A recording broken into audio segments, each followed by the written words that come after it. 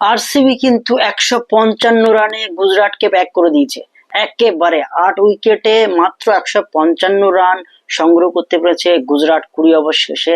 এটা হচ্ছে final, tata IPL 2026-এর final খেলা চলছে আজকে। সেখানে কিন্তু আরসিবি বাজিমাত করে দিয়েছে। অসাধারণ হেজেলউড, অসাধারণ রসিক সালামদার ইয়ং ছেলে, কাশ্মীরের থেকে উঠে আসা ইরফান পাঠান কিন্তু তাকে সিলেক্ট করেছিল। তো এই ছেলেটা অসাধারণ খেলেছে আজকে, কি বলবো এই ছেলেটার কথা। ভুবনেশ্বর কুমার অসাধারণ বোলিং করেছে, আগুন ঝরা বল যেন আজকে করেছে আরসিবির বোলাররা। সর্বসাফল্যে কিন্তু তারা 155-এর বেশি যেতে দেয়নি গুজরাট টাইটান্সকে। সেক্ষেত্রে কিন্তু বেশ বড় বড় ব্যাটাররা ছিল। এর আগের দিন আমরা দেখেছি গুজরাট টাইটান্স কিভাবে ব্যাট করেছে তারা রাজস্থানের বিরুদ্ধে। অসাধারণ কিন্তু খেলেছে আজকে আরসিবি, বলা যায় ফ্যান্টাস্টিক।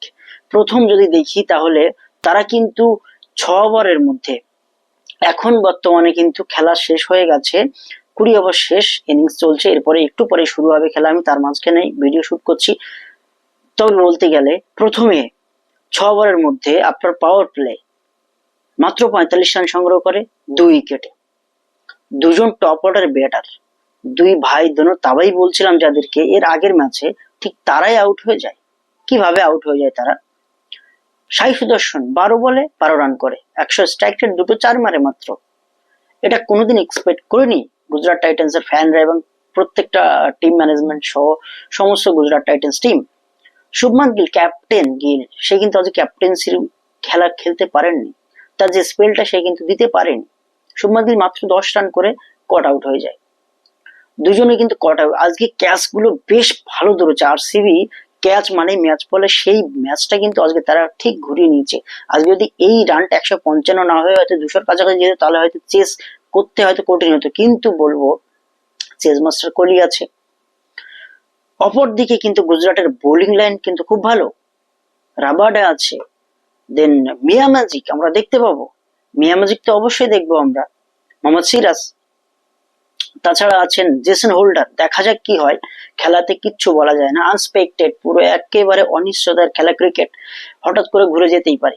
কিন্তু বিরাট কোহলি আছেন, টপ অর্ডার ব্যাটসম্যান গুলো যারা আছেন, দেবদত্ত পাডিক্কাল সহ একেবারে আমাদের রজত পাটিদার, সবাই কিন্তু বেশ ভালো খেলবে এবং এই রানটা খুব স্বাচ্ছন্দ্যে তুলে দেওয়ার কথা। দেখা যাক কি হয়। একটু দেখে নি কারা কি ব্যাট করেছে গুজরাট টাইটান্সের। সাই সুদর্শন 12 রান করেছে 12 বলে, 100 স্ট্রাইক রেট, 2 4 মেরেছে। শুভমান গিল 10 রান করেছে 8 বলে, 125 তার স্ট্রাইক রেট, 2 4 মেরেছে। নিশান্ত সিন্ধু ভেবেছিলাম ভালো খেলবে, কিন্তু আজকে ভালো খেলতে পারেনি। মাত্র 20টা রান করেছে 18 বলে, 3টে 4 মেরেছে।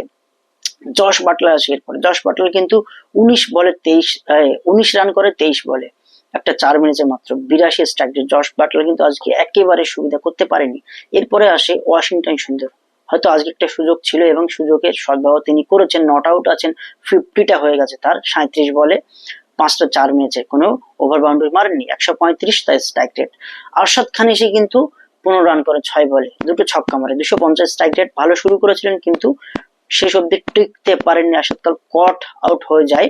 এক্ষেত্রে কিন্তু জশ হেজেলউড তার উইকেটটা নেয়।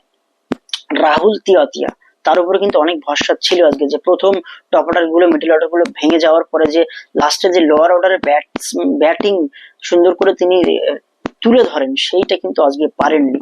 রাহুল তিয়াতিয়া মাত্র 7 রান করে। জেসন হোল্ডার এসে তিনিও ভালো করতে পারেননি। তার হাতে কিন্তু বেশ শট আছে, লম্বা লম্বা শট আমরা দেখেছি এর আগে, কিন্তু তিনিও 7 রান করেন 5 বলে, একটা 4 মেরেছিলেন। রাশিদ খান, এই যে অলরাউন্ডার হিসেবে আমরা দেখি, সে কিন্তু বেশ ভালো ম্যাচ জেতায় লাস্ট ওভারে এবং ভালো রান করে। যদি প্রথমে ব্যাট করে তাহলে বেশ ভালো রান করে, কিন্তু আজকে সেরকম দেখলাম না। সেও কট আউট হয়ে গেছে। প্রথমে একটা ছক্কা মেরেছে, 3 বলে 7 রান করেন, নিয়ে কট আউট হয়ে যান। এরপরে আসে কাগিসো রাবাডা, 3 বলে 3 রান করেন। এই সর্বসাফল্যে 155 রান করে 8 উইকেট হারিয়ে গুজরাট টাইটান্স 20 ওভার শেষে। দেখা যাক আরসিবি এখান থেকে কামব্যাক করতে পারে কিনা, Chase master Virat Kohli Chase করতে পারে কিনা এই 155 রান। তাছাড়া গুজরাট টাইটান্সের বোলিং লাইন আপ আছে, তারা কিন্তু বেশ অসাধারণ। তবে আজকে বলবো, প্রথমেই যেটা বলছিলাম যে আরসিবির বোলার ফাইনালে, আইপিএল এর ফাইনালের মতোই খেলেছে। সত্যি তারা যে ইন্টেনশন নিয়ে এসেছিল, তারা যে মনোভাব নিয়ে এসেছিল যে আমরা এইভাবেই খেলবো, তারা ঠিক সেটা এক্সিকিউট করেছে জেকব ডাফি। 4 ওভারে একটু এক্সপেন্সিভ হয়েছেন তিনি, 38 রান দিয়ে কোনো উইকেট পাননি। তার ইকোনমি রেট 9.5, 9.5। ভুবনেশ্বর কুমার 4 ওভারে 29 রান দিয়ে দুটো মূল্যবান উইকেট তুলে নেন, তার ইকোনমি রেট 7.25। জশ হেজেলউড 4 ওভারে 37 রান দিয়ে দুটো মূল্যবান উইকেট নেয়, 9.25 তার ইকোনমি। রশিদ সালামদার কি বলবো, এই ইয়ং প্লেয়ারটা যত বলি ততই কম হবে এনার সম্পর্কে বলা। 4 ওভারে 27 রান দিয়ে মাত্র 3টে উইকেট নেয়, মাত্র বলছি অসাধারণ 3টে উইকেট নেয়, মাত্র নয়, এই ফাইনালে কিন্তু এই 3টে উইকেট ভীষণ ইম্পর্টেন্ট উইকেট, তিনি কিন্তু অসাধারণ বল করেছে আজকে। ইকোনমিক 6.75, সত্যি দারুণ বল করেছেন। কুনাল পান্ডিয়া, হাই হাই হাই, কুম্ফু পান্ডিয়ার ভাই কুনাল পান্ডিয়া স্পিন বল করে কিন্তু বাউন্সার দেয়, সেই বলে কিন্তু কুপঘাত হয়ে যায়। 4 ওভারে মাত্র 23 রান দিয়েছে, একটা উইকেট তুলে নিয়েছে, ইকোনমি 5.75। সব থেকে কম রান খরচ করেছেন আজকের ফাইনালে কুনাল পান্ডিয়া, অসাধারণ বল করেছে কিন্তু আরসিবি প্লেয়াররা। দেখা যাক এইবার তারা কি করে। আবার ম্যাচ এক্ষুনি শুরু হবে, আমরা আবারও ফিরবে এবং এই ম্যাচের পরে প্রিভিউ নিয়ে ফিরবো। যারা চ্যানেলে নতুন তারা অবশ্যই সাবস্ক্রাইব করবেন, ফেসবুক থেকে দেখলে ফলো করবেন, লাইক করবেন এবং শেয়ার করে বন্ধুদের কাছে পাঠিয়ে দেবেন। Thank you.